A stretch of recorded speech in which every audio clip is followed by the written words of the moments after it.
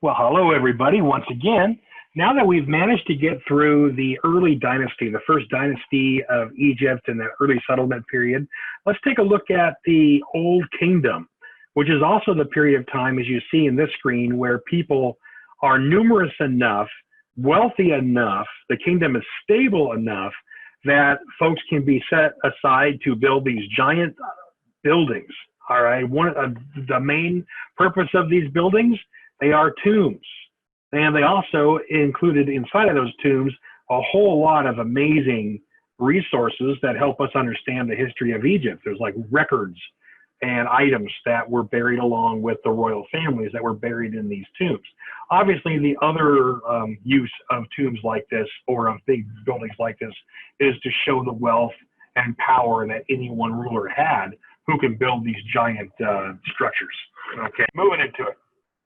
Here's a period of the Old Kingdom to compare with your notes with the first dynasty period, 2649 to 2150. All right, so that's the period of the pyramids, 2649, 2150. It's a time of stability and wealth, and strong rule from a king that ruled northern and southern or upper and lower Egypt. All right, there's your pyramids again. And you've got these kings who have become so powerful, we now know them as pharaohs. The difference between the first dynasty king and a pharaoh is that by the time we get to the pharaoh, we've got somebody who is now part of a cult of personality. A pharaoh was considered to be a god on earth. And we talked about this a little bit with the early formation of Samaria and Mesopotamia. If you wanted to be a ruler of people in the ancient period, you had to find a way to connect yourself with what was also very important to all the people, the gods that controlled everything in your life, that controlled the sun, the air, the river, the fertility of people and of plants and animals, everything, right? And the way you do it is you got to make yourself one of that pantheon. And if people believe it, if people believe that you're a god, you're going to have an easier time ruling, right? That's just the way that that works. How does the government work? So the chief official for all of Egypt is going to be this guy known as a vizier. The vizier is in charge of what the pharaoh needs done. So they're basically your governors, the governor of northern and southern Egypt, okay? Let's take a look at this. You've already seen this in the last lecture. We noted that naturally these city-states built up throughout the Nile that have their own power until kings showed up to kind of take over that power and rule it. Well, the provinces are still there, still called nomes. It's just that all these provinces, now there's 42, are managed by one king instead of several kings. All right, that's one pharaoh that lives in Memphis, and then these viziers run the whole deal. So the deal is, though, is that over time, the local leaders, the governors of all these different little provinces are going to unite with the priesthood class. And these guys are going to gain so much power that the pharaoh will find his power reducing over time. So again, when we get to the last lecture, we'll look at some fighting that happens between the governors, the priests, and the pharaohs for power. Okay? Here's a good image of the society that we're talking about. The pharaoh at the very top, your viziers, the priests, the nobles, the landowners, right? Your soldiers are going to be very important once you actually have a standing army. The scribes who keep all the records for you. The merchants who make your money, because that's all done through trade. They handle the trade, right? Sorry, the merchants. The craftspeople that make all the stuff that you're going to use and trade to other countries. The peasants, who do all the hard labor, and finally the slaves, okay? So you put all this together and you've got one very complex and well-ordered society. Here's an indication of the trade. These are images that are seen in various tombs. Different versions of these images exist from different time periods. And these images that were protected from the ravages of time in those tombs show us a lot about trade. And you've got people pulling off crops, people storing things in these jars called ampullae. You've got people, actually, I want to notice the uniting of northern and southern Egypt is done through these nobilities, right? These noble families that combine together. You'll notice that the skin tones are a little different, and that's on purpose. You know, if you're a king of Egypt, you want to make sure that you marry somebody that's from the other part of Egypt and cement the ties together between these peoples, right? But you'll notice that the skin tones are different throughout all these images, which is really interesting. It shows the melding of northern and southern Egypt together. These are people actually engaged in trading. This is the market economy, okay? People going around throughout Egypt and other parts of the Egyptian world buying and selling goods, okay?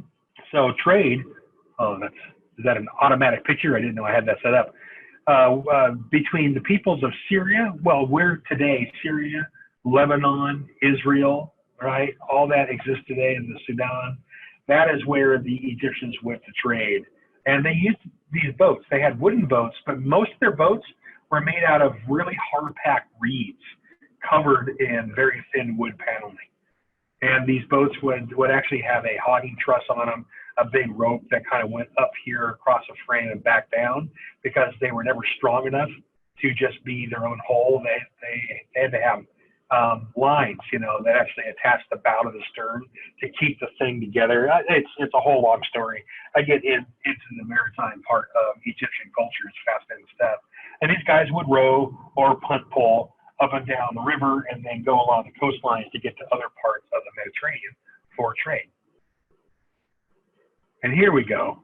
So here's the trading routes of the Egyptians. You'll notice how far they go, right? These trade routes that go all the way towards India at some point, okay? And come back over this way and up through where the peoples of Mesopotamia and others that we haven't talked about yet will be trading. Here's Nubia, right? Oh, sorry, Nubia right here. Here's a place called Punt. The Egyptians are trading with Punt, but they have not taken over Punt yet. And at some point, the Egyptians will actually expand from here all the way down here and take control of Punt as well. But Punt is a very important trade zone for the Egyptians to go down to, because Punt is this major maritime culture that trades with the peoples that are in where China, Japan, and India are. Okay, so lots of goods coming up from this way.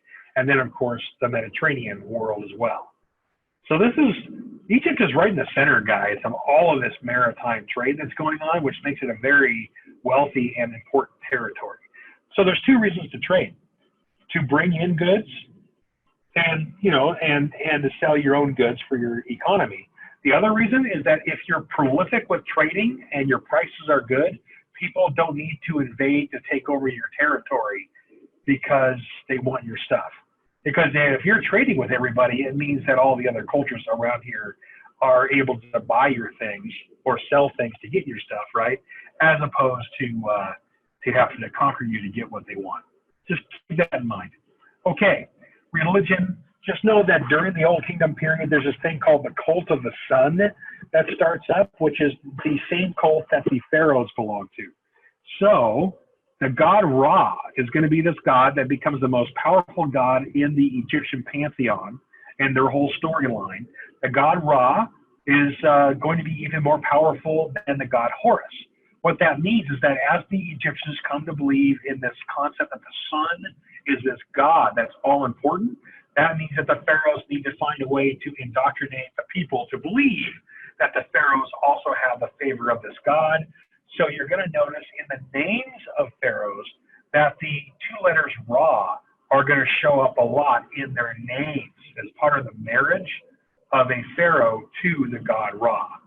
Not as an actual marriage like till death do you part, but as in a link between the god Ra and the pharaoh.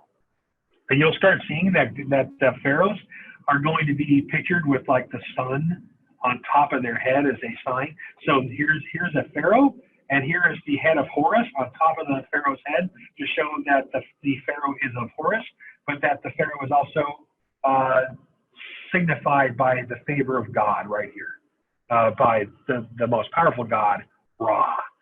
All right, so Ra and Horus, and then the pharaoh himself. Okay, lots of iconography and lots of mythology here that's actually pretty interesting stuff.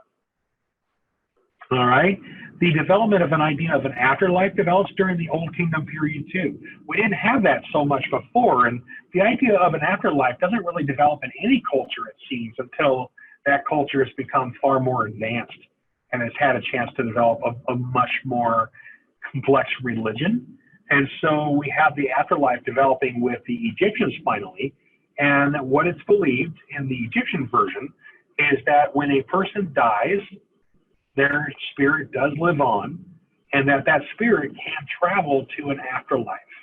Okay, now there's lots of stories about how this worked depending on what part of the historical time period we are in when it comes to Egypt.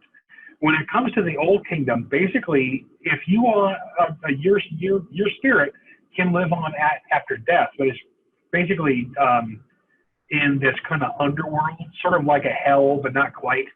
Like it's not a Judeo-Christian hell. It's just a afterworld. It's more like a Hades, like a Greek Hades. It's not really where people suffer or are tortured. It's just a place where the spirit goes and just kind of lives in this, like, sort of, your time is up and your spirit's just wandering around haunting this underworld, okay?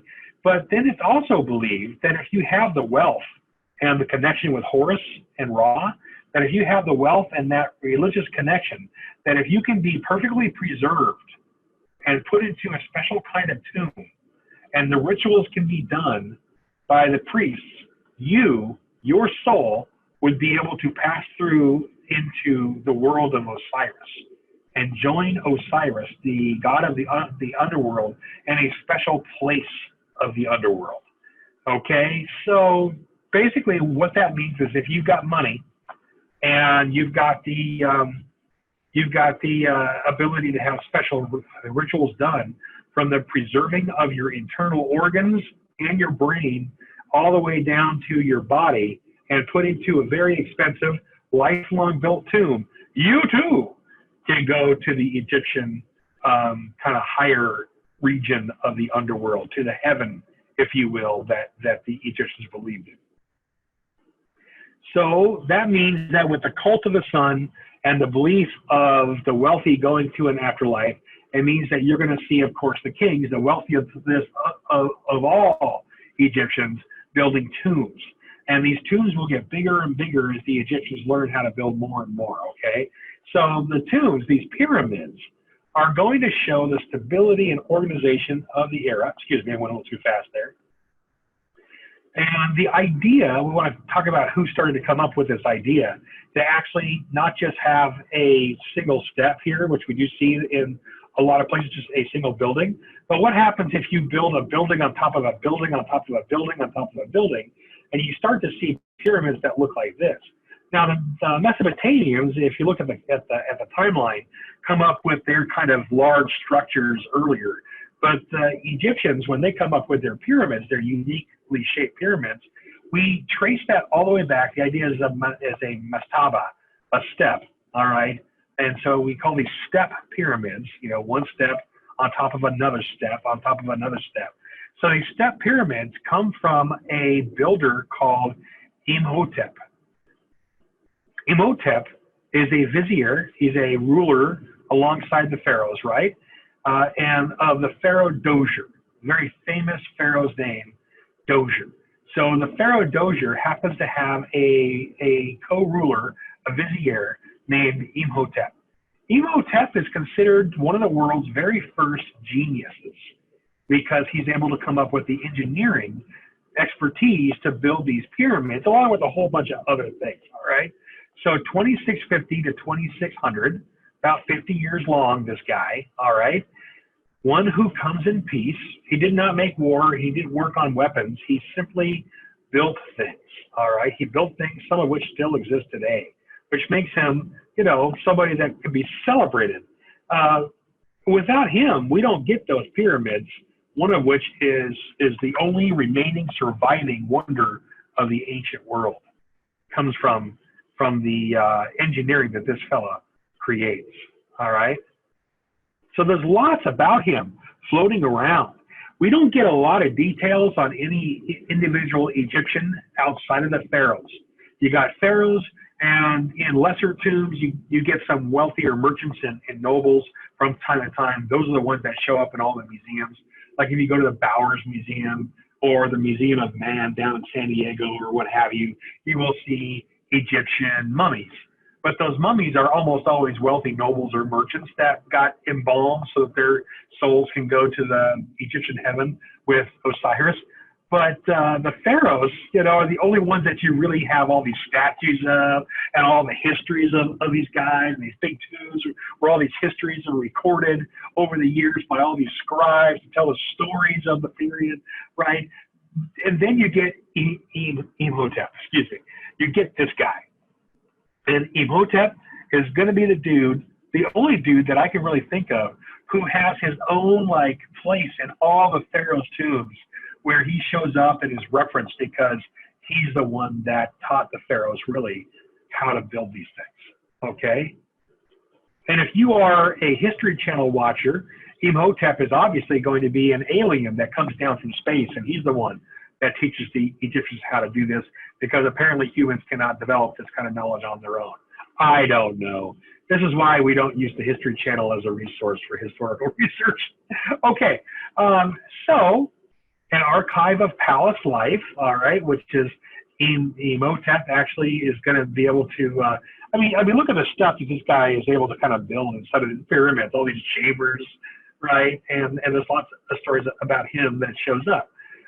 In these tombs are stored everything we need to really know about the Egyptians, all right? The cultural stories and baskets and metal pots. There's boats and chariots and everything stored along with a lot of these pharaohs that die and were put into these massive tombs that Imhotep helped the pharaohs learn how to build. So they're kind of important to us.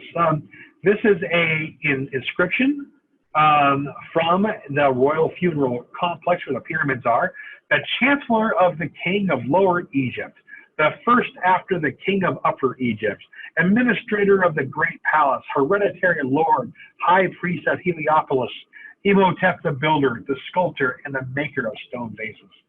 Just, this guy is obviously a hugely important dude who wasn't a king, but he worked with the kings, right, of Egyptian history, and they remembered him in all of their tombs and all their histories that remain. So Sneferu, first pharaoh of the 4th dynasty, is the guy that takes Imhotep's building style and furthers it the most, okay? Sneferu, and he's going to be a builder of pyramids, this pharaoh. The first pyramid that Sneferu built is almost like it's from this one scene that shows up in the Holy Grail movie. I built a castle and it fell in the swamp, and I built another castle and it fell in the swamp. Then I built another castle that caught on fire and fell in the swamp. But the 4th castle stood, and here we are. Well, this is basically the deal with this guy. The first pyramid that Sneferu builds collapses inwardly. It's still there because what are you going to do, right? And then the second attempt creates the bent pyramid. This is just where the engineers under Sneferu, I wonder if they got in trouble with this, but they were building too steep of a pyramid, and they knew it was going to collapse, so they finished it up, by changing the angle of it, so it looks a little wonky, right? It's not a perfect pyramid. And the third attempt in Sneferu's reign is going to be this thing called the Red Pyramid, and none of these three are very big compared to the big pyramids. All right, they're right next to the big pyramids, and you can tell that these are Sneferu's because they're these kind of weird first attempts at building this kind of pyramid that doesn't have the steps in it.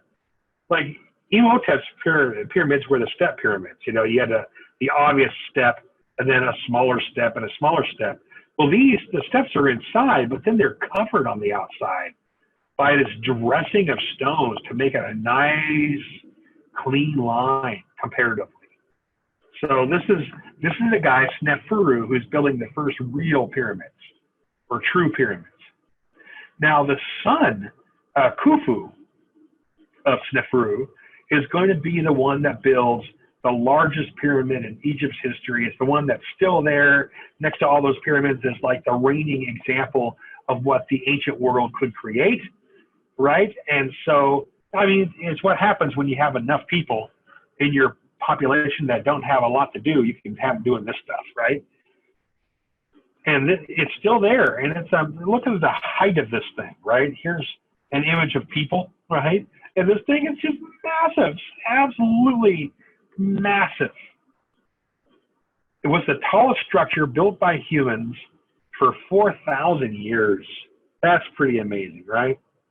So what do these look like back in Sneferu's day or Khufu's day? They give you a nice artist rendering. Limestone, which does wear away pretty quick, so you'd have to maintain it. Limestone was coating over the pyramids back in the pyramid builders' day. And so it's just beautiful, right? This, what they must have looked like is just, I wish we could see one today. I wish some, billionaire would go and build a massive pyramid full size and coat it properly and limestone, and we could see what it really would have looked like. Wouldn't that be cool? Somebody do it and then bury me in it when I die. All right. We do know this about the pyramids because we got records that the people that built the pyramids were citizens of Egypt. I'm not saying that there weren't slaves or that the Bible is wrong about the period of slaves who were living in Egypt building the pyramids. It's just that the Egyptians don't really write a lot about slaves being forced to work on the pyramids year-round.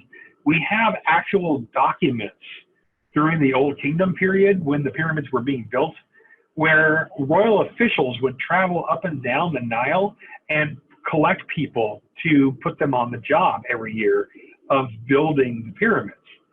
So again, maybe the slaves that lived in Egyptian society were simply selected at random or whatever by the same officials, and that's why Egyptian records don't say the slaves were building the pyramids.